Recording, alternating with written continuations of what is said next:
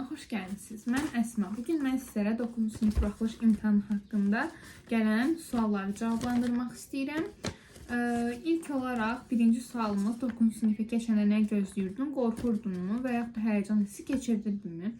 İlk olaraq onu deyim ki, 9-cu sinifə keçəndə əslində elə də şeyləmirdim, qorxmurdum. Ən əsas o həyəcan, stres bir ay əvvəlcədən, bəlkə də bir həftə əvvəlcədən gəlir. İnsandan insana görə dəyişir.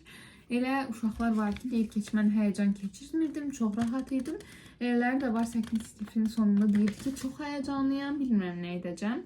9-cu sinifə keçəndə həyəcanlanmağa heç dəymir. Bir həftə əvvəlcədən də dəymir, heç imtahan günü də dəymir. O sual var burada, o sualı ayrıca cavablandıracağım.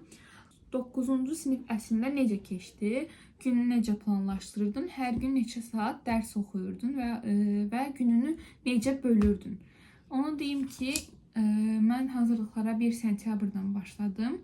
Ayrı-ayrı hazırlıqlara gedirdim. Kurs kimi deyildi və fərdi deyildi. Düşünürəm ki, fərdi yaxşı deyil. Tək insan fokuslana bilmir, elə bilirəm dərsi. İnsanın insana görə də dəyişir əslində.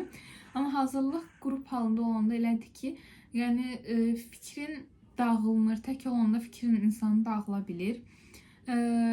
Günümü necə bölürdüm? Hazırlığa gedirdim. Çox vaxt hazırlıqlarım 2-dən 4-ə, 3-dən 5-ə olurdu. Çox gecə olmurdu. Ən gecə 5-in yarısından 6-ya kimi idi.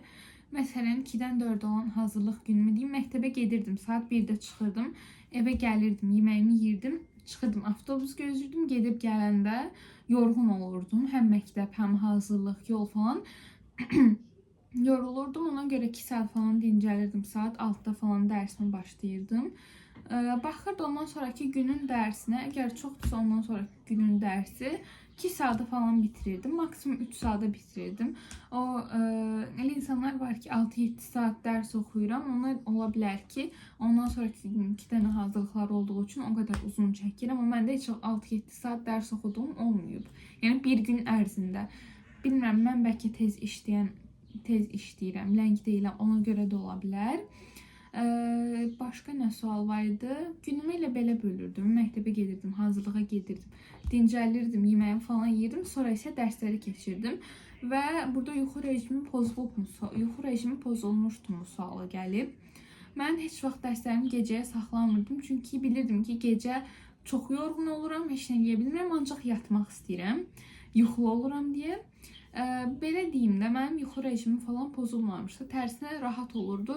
Dərsimi eləyirdim, biraz telefona vaxt ayırırdım. Ondan sonra da yatırdım. Əslində tez yatırdım deyə bilmərəm. 12-də yatırdım, bu mənim üçün yaxşı idi. 12-də yatıb 7-də dururdum. Belə də günümü davam elətdirirdim. İmtahan günü necə keçmişdi? Stresli idinmi? Mən imtahanın bir həftə qalmış necə stresliydim? Çox stresliydim.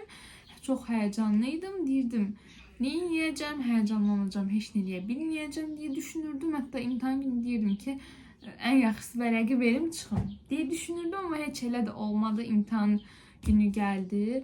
Yeməyimi falan yedim.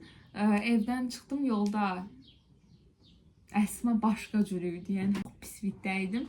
Amma imtahan binasına girdim.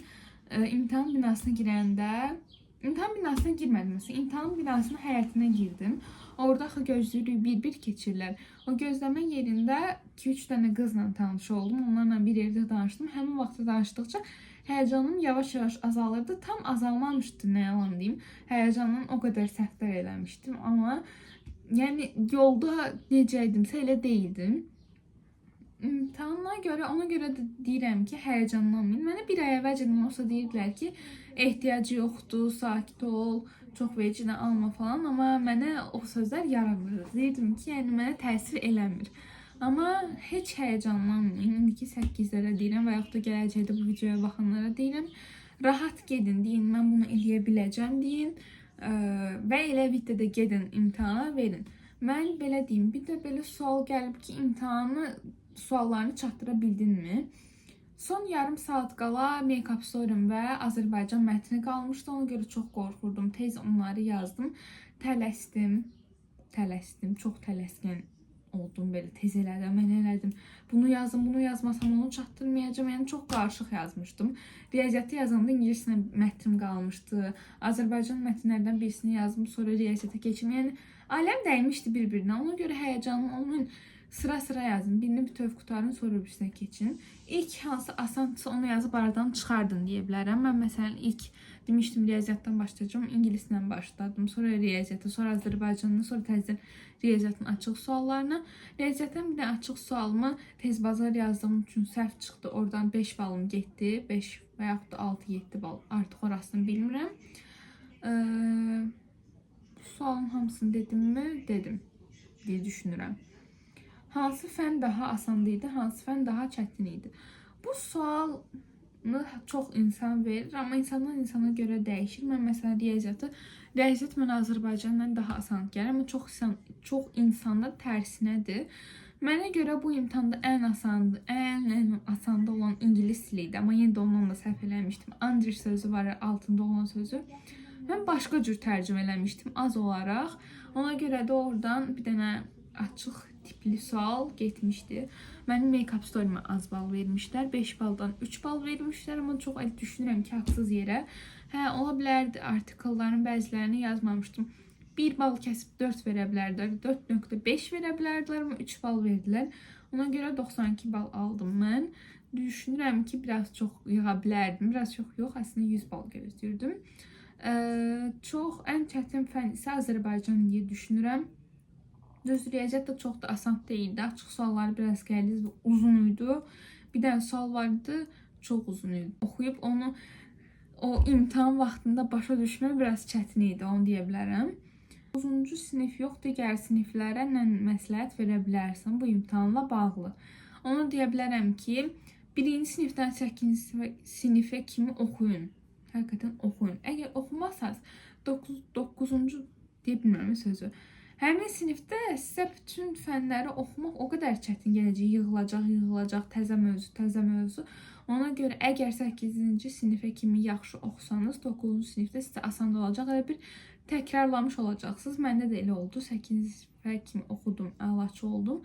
9-cu sinifdə də sadəcə onları təkrarlamaq insana düşən iş olur, belə deyim. Sinifdə də yaxşı oxumaq 11-ci sinifə də çox təsir göstərir.